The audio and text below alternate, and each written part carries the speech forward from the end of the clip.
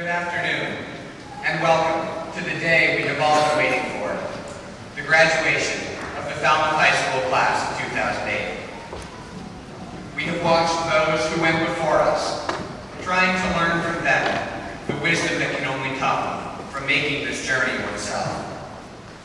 We have watched those who are to follow as they take the same classes, go to all the same dances, and, yes, even fail the same tests. Some experiences are here not wanting to be that kid who wrestled this dance and ending up being that kid anyways because you didn't dress up.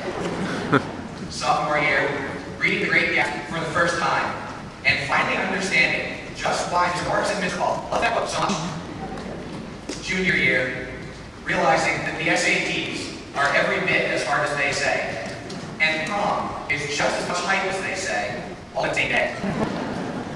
Senior year, when every moment is one to remember, because the first years went too fast. So what can we do to make sure that each day, from here on out, is one to remember? I remember day 8th grade, hearing Jimmy Valvano's ESPY Award acceptance speech for the first time. Mr. Valvano was the basketball coach for North Carolina State University and had recently been diagnosed with terminal cancer. He was an outstanding individual, and his limited time remaining on this earth gave him a unique perspective on life. Part of his speech has always resonated with me, so strongly that it's making its second appearance in one of my speeches. My apologies to those who were in my public speaking class. I'll try to keep this brief. Mr. Valvano's advice was this. To me, there are 3 things we should all do every day. We should do this every day of our lives. Number 1 is laugh. You should laugh every day. Number 2 is think. You should spend some time with thought. And number 3 is, you should have your emotions moved to tears. Could be happiness, joy. But think about it. If you laugh, you think, and you cry, that's a full day. That's a heck of a day. You do that 7 days a week, you're going to have something special. The 3 challenges, if you will, are presented in increasing order of difficulty.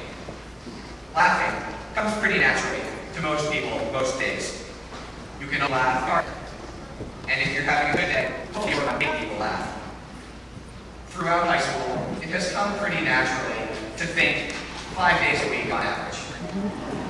Those 2 weekend days though, well, let's just say it's hard to get past the philosophy that weekends are best spent recovering from school. Finally, allowing those emotions to move as gears. Today, I know this one will be easy for my mom. This is what makes a day memorable, though. Think back on the last time you cried. Remember why you were crying? Was it a happy or a sad moment? Either way, it was important and is still with you now. If you can do these 3 things 7 days a week, you're going to have something special. I think it's interesting that crying is the most difficult of these 3 tasks. Why is it in our society that we are trained from a young age to be unemotional? Why not cry over that spilled milk?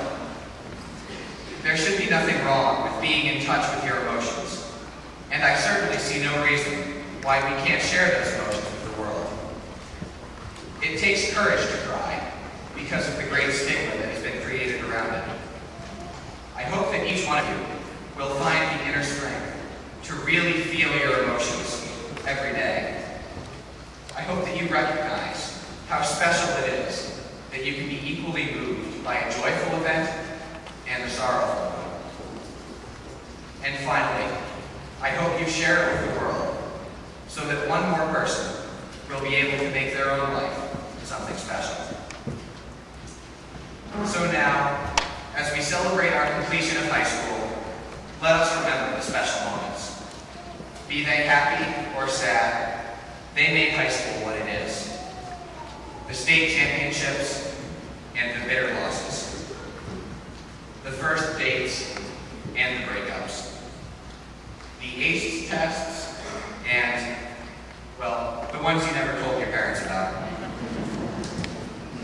This is one of those memorable days that I know I'll laugh. I expect back